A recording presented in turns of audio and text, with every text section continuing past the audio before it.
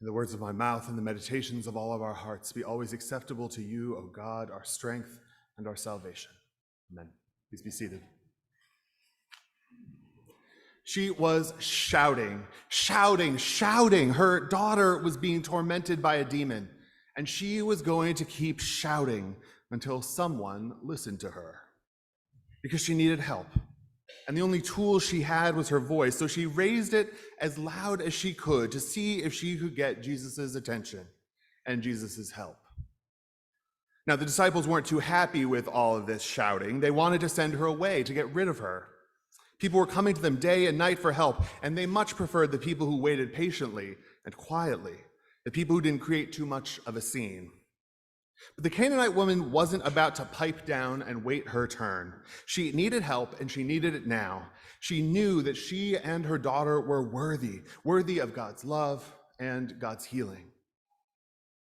Now, Jesus, who we would have probably expected to override the disciples' callousness, ends up digging them into an even deeper hole. He responds to the woman's shouting, saying, "I was sent only to the lost sheep of the house of Israel." In other words, I'm not here for Canaanites. In other words, you and your daughter are not my priority. In other words, go away. Stop bothering me. I have got others to attend to.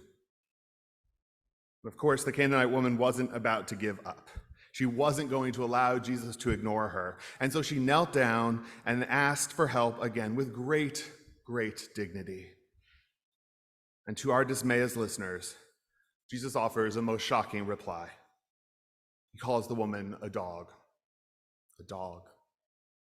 It's not fair to take the nourishment intended for the children of Israel and throw it to Gentile dogs.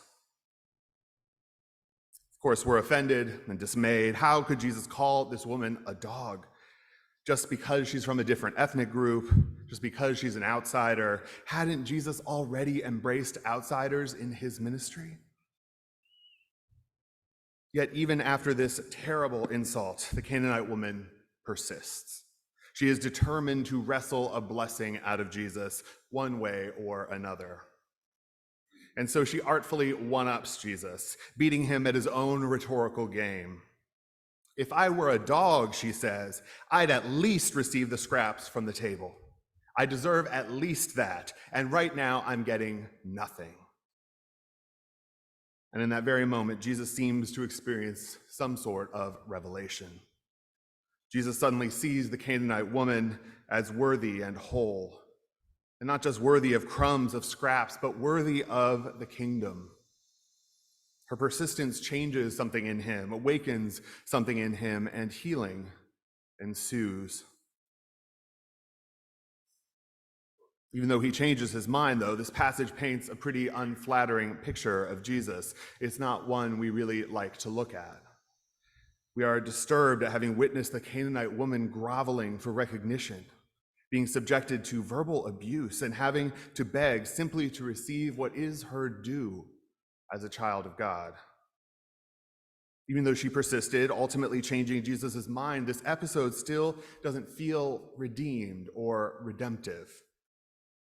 Can it be redeemed? Indeed, why did the writer of Matthew retain such an unflattering episode? I wonder if this narrative is perhaps less about learning from Jesus and more about learning through Jesus' learning from the Canaanite woman. Learning through Jesus' learning. One of the most powerful features of this passage, as I see it, is that the Canaanite woman was not afraid to tell the truth. She was not afraid to shout loudly against discrimination and disenfranchisement. She was not afraid to claim her worth, even in the face of rejection and abuse. She was not willing to be diminished. She was willing to shout about it, to shout until things finally changed. I wonder, how can we make space for the wisdom of anger? Are we solely threatened or repelled by anger, by shouting? Were we raised to think that anger is almost always bad? Perhaps it's time to rethink that bias, because anger can also be profoundly mobilizing. Anger can provoke real, necessary change. Anger can make important things happen in the world, drawing attention to grave injustice. Yet for so many of us, anger makes us nervous, uncomfortable. It feels impolite, off-putting, abrasive. In the Midwestern culture of my upbringing, we were largely taught to swallow our feelings rather than to express them. Even in the face of grave injustice, strong expressions of anger would have been unwelcome. It's taken many years of work for me to accept a broader range of emotional expression, to accept anger in myself and in others, to accept that people are usually angry for a good reason, and that when they're angry, they probably need to be listened to.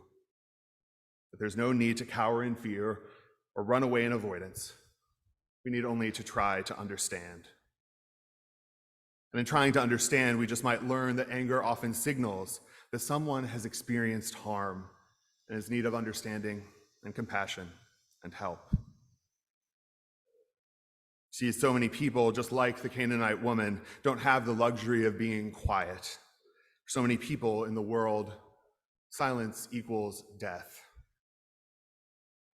So as a church that wants to be committed to social justice, perhaps we are called to pay a bit better attention to those we think we can safely ignore, those we might tend to casually dismiss.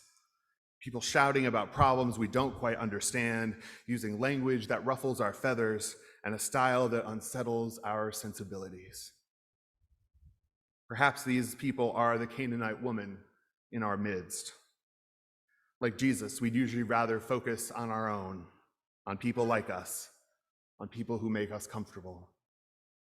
But just as Jesus' eyes were opened through the ministry of the Canaanite woman, I pray that ours may be too. May it be so.